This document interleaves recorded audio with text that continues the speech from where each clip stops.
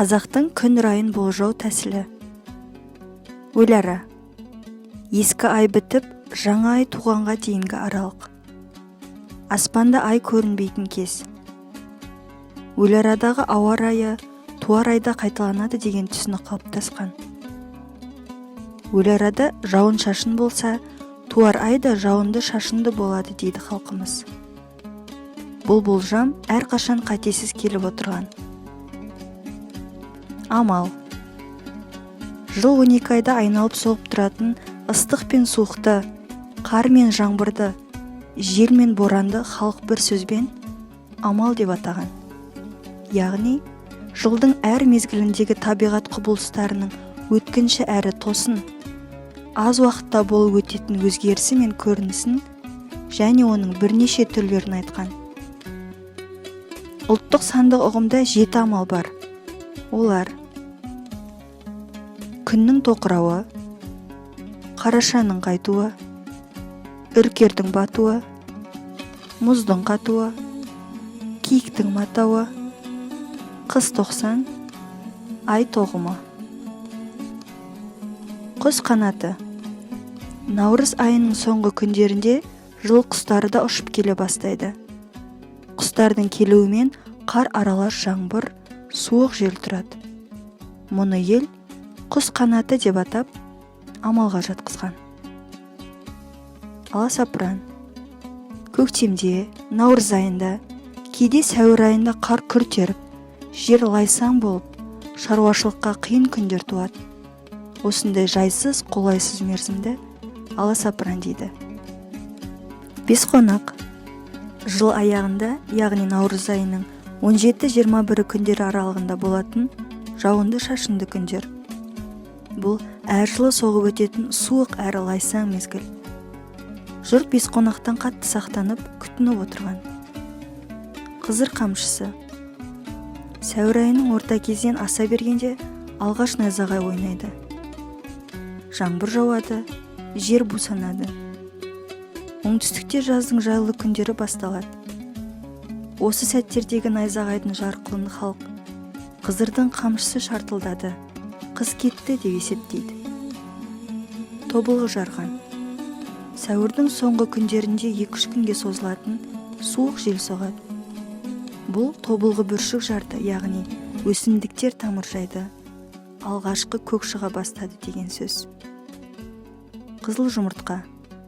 Мамыр айының алғашқы 10 күндігінде дала құстары балапанын шығара бастайды.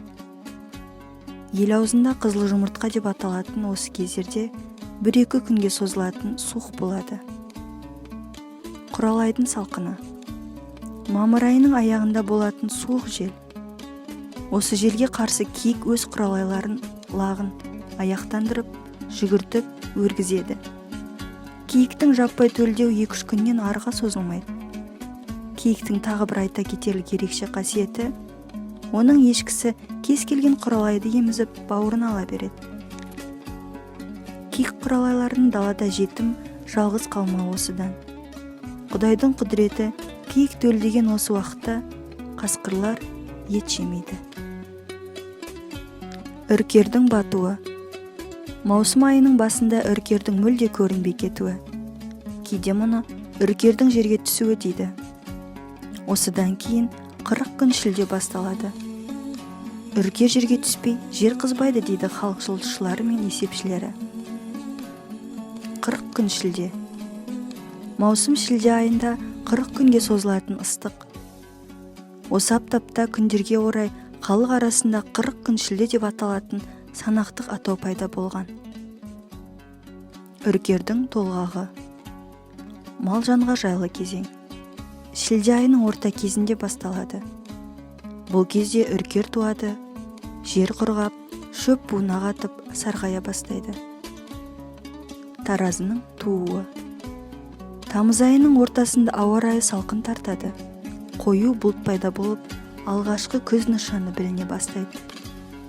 Таразы туса таң суыр деген мәтел осындайдан шыққан. Мизам шуақ. Қыркүйек айының 2-ші 10 күндігінде салқын басталады. Жаңбыр жауады, түнде шөп басына шық түседі. Осы кездерде күндіз шуақты күндер деп алады.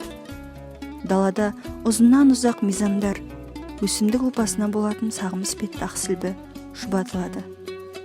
Мұнда жылы мезгілдерді мизам шуақ деп атайды. Сүмбіленің тууы. Сүмбіле жұлдызының көрінетін мезгілі. Сүмбіле туса, су сыйыр дейді халық қағидасы. Яғни, қыркүйектің соңғы 10 күндігінде күз келеді. Суықты күндер жауын басталады. Қарашаның қайтуы. Қараша айында құс жылы жаққа қайта бастайды. Бұл кезде алғашқы қар түседі, күн салқындайды. Қырбастың қызылы. Желтоқсанның басында болатын алғашқы аяз.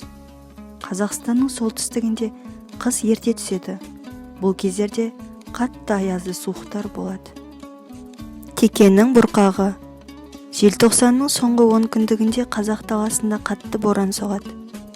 Дәл осы кезде киік текесі маталады. Яғни киік күйігі басталады. Бұл 2-3 күн ішінде толық аяқталады. Мамыр айының аяғында киіктердің лақтауы 2-3 күннен әріге созылмауы да осыдан.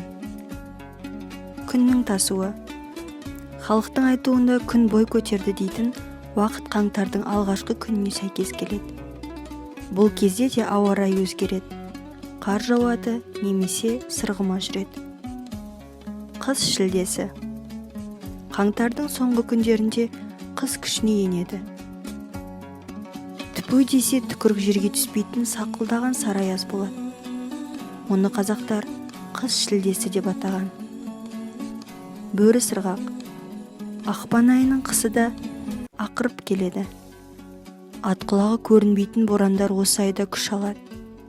Ай аяғындағы сырғақ пен қатты боранды күндерінде қасқырлардың ұйығуы басталады. Сырғақ деп бұршақтан кіші мұзды қар түйіршіктерін айтады. Көнекөз қариялар бұл амалдың атауы осы бөріге байланысты екенін айтады.